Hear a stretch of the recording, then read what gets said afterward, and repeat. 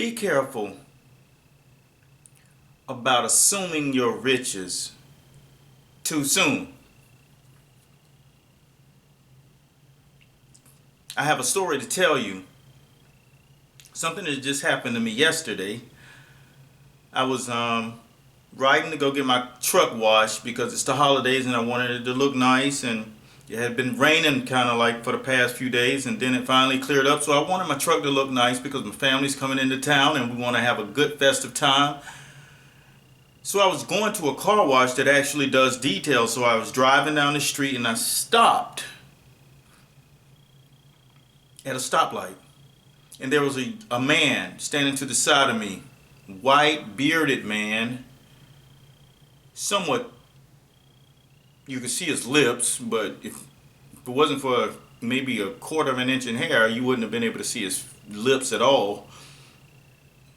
He's dreadlocks and he's a white guy, Caucasian, with dreadlocks. So it was interesting because he wasn't that old. He was probably in his late 20s, mid 20s, maybe. Let's just say, for sake of argument's sake, that he was in his mid 20s. I asked the guy,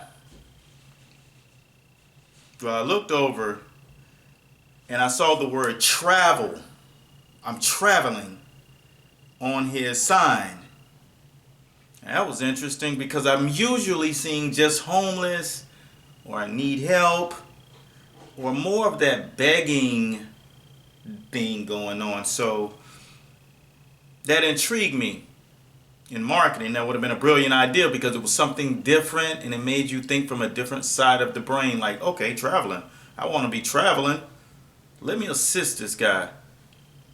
So I reach into my wallet and I realize I don't carry money really anymore. All I have is plastic. So, unless he has a one of those Intuit swipers, you're out of luck. But I did have $1. So I waved him over. And I told him, I only have $1, man, but it's yours. And in fact, he was like, hey, oh no, that's awesome. He was thankful, extremely thankful. And in business, that's a good thing. He gave me a scenario of something that had just happened. He said, oh, a lady just was riding by the street and about to make the U-turn, and she had an iPhone on her car and she didn't even know it. So I waved her down and said, hey lady, your iPhone is on your car. So she stops, turns around, comes back, gets the phone off the car and gives me $5. He said, so a lady just gave me $5. So I was really interested in this guy because he spoke really clear and he spoke very candid and he had a spirit about him. So I said, keep it up, because there are some serious things happening in your life right now, mood points, and people are seeing one thing but something else is actually happening, which is another. I'm reading a daily devotional. And thankfulness is the key to your heart being free and your mind being released from that prison of depression. Thankfulness. This guy already had the mass of the recipe. Let me ask you a question. If you wanted to go somewhere, would you actually be able to go right now? Because a lot of people see this guy as poor. But I see this guy as rich. So be careful of what you consider wealth and poorness.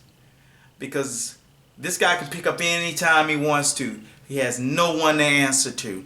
He can pick up and go from wherever he lived, which was somewhere in Virginia, and he's making it to Florida because he says the weather is better, and every year I'm in the cold and I want to go to where it's warm. And guess what he has to do to make that decision? Exactly. All he has to do is make that decision and leave. So like I said before, be careful of what you categorize as poor and what you categorize as wealth. Vladimir Klitschko has been manifesting a wealth of opportunity and business in the ring because of the size. The size of Vladimir Klitschko has been something he can always call on. It's his calling card, people. But there comes a day and time when those cards reach a balance. Emanuel Stewart, and if you watched my last Tyson Fury post, you've heard this, but Emanuel Stewart was one of the greatest coaches to ever throw a towel over his shoulder and slap that spit bucket into the ring and guide his fighter to prominence, the promised land. This is a different time. There are several times in his career that he did meet that wall and his credit card reached its limits. He got into the ring with his fighter Lennox Lewis, and Lennox Lewis had always been able to utilize his size when all the other calling cards were falling short, when the skill sets were balanced. Frank Bruno, Lennox Lewis, his skill sets were balanced. So he went to his calling card, that credit, that wealth that he had, that size, that power, and he just ended it. He just turned it into a fight, and he knew he had to get rid of this boy, and he got rid of him because his skills weren't paying the bills. So he used his wealth to overcome what the big man had brought. Well, that night, when he fought Vitaly Klitschko, his wealth ran out. He was in trouble many times. He eked out of that fight by the hair of his chinny chin chin. Why is that? Because the skills were balanced. He'd reached his balance, his credit card balance. And he couldn't just impose his size on Vladimir or Vitaly Klitschko because there was a balance of size. One day, someone will come along bigger than you and take away your credit card balance. That black card has now become blue, and that blue card has now become gray. And that picture that you had on it now becomes a Visa symbol. All of those benefits fly out of the window. Be careful about what you're calling rich and what you call wealth. Because one day your credit cards can just get to the normal balance, and now you're just average. Vladimir Klitschko tonight has one thing on his mind. I can box this guy. I can throw this guy off. I can bring the heat. I can do all the things that I normally do. But one component is going to be out of the equation. I can overthrow him with my power and size. That's not the case. Be careful of what you call wealth, because one day you will soon reach your balance. Tyson Fury is 6'9", and he is skilled. And for those who do not think Tyson Fury has the cachet to overthrow Klitschko, look at the press conference, people. He's undefeated, and those things aren't shenanigans. He's been studying Klitschko since before he was fighting. He can tell you every single thing about that man. And he's not been looking at him like a mentor like some of us do. He was looking at him from the giddy up. Like, this is the guy I'm going to dethrone. And he's grown that thing. It's not like that thing that Mayweather has. Because that thing that Mayweather has, that thing, when fighters got in the ring and tried to figure out how to beat Mayweather, it had no name. It was that gift, that element inside of the human body that's invisible to the naked eye. You cannot teach it. That's why coaches couldn't out-coach him or come up with a game plan, because it's adaptability. As I spoke to one of you guys, or several of you people out here on my posts, it's adaptability. This is the capability to adapt to anything, because the mind is free. It's not locked in one place. It's not locked on just jab. It's not locked on just clinch. It's not locked on just move. It's internal reservoir. And we say the reservoir dog where we coach. Timothy Bradley overcame. He decided that even though I'm still winning with my coach, I have to move forward in my career. Why do I have to move forward? Because I've learned all I've learned at this university. Joel Diaz has taught me everything that he knows. His university offers up no more curriculum. So now I have to go to Atlas University, where they have more extensive teaching, a more in-depth background, and historically, it's proven. They've been winning with that style set and skill set for over 65 years. With the extension of Custy Amato's life and Teddy, it's closer to 75 years. You must understand, this university is accredited. I'm heading there. It's the Harvard of boxing. Jonathan Banks is in the corner of Klitschko. His knowledge extends somewhere in the 20-year range. Now, you're going to tell me that that is going to compare to the knowledge to get him over the hump in an adverse situation that he has not faced yet, a larger foe? It's going to be hard to do that. People take Tyson Fury serious.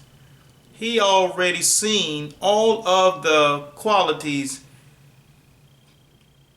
that a fearful man has. He's becoming the bully, but not to scare Vladimir, but that's just how he sees them. Vladimir Klitschko tonight is thinking, where is Emanuel Stewart? I take care of my fighters. And sending my fighters to Emanuel Stewart to Australia for a training camp, where Klitschko is right now. This is his favorite place, evidently, because that's where he sent them then. Sending them to this place with a guy that's accredited as he is and the experience that they had, just to see what this guy brings to the table, and that's not being a part of this kind of fight. I cannot say that Vladimir Klitschko will be able to make the necessary adjustments, because Emanuel Stewart has been gone for some time now. And Jonathan Banks is not the one that I would say carried enough information to overcome what he would see in that fight this night. It takes a lot of experience. Can Klitschko win? Sure, he can win. If he catches him slipping enough, and if he's willing to go inside and work that dude, because an 86-inch reach is absolutely hard to get by. When a guy can switch hit like Tyson Fury, left hand, southpaw, hardcore, bring it, light on the feet, hard with the punch, willing to take one to give one, he has all the elements to become the new king. I had to bring this post to you guys because these are the things that are necessary to understand whenever the fight of this magnitude is about to go down and the UK is about to do something great. And I can sense a night of prominence.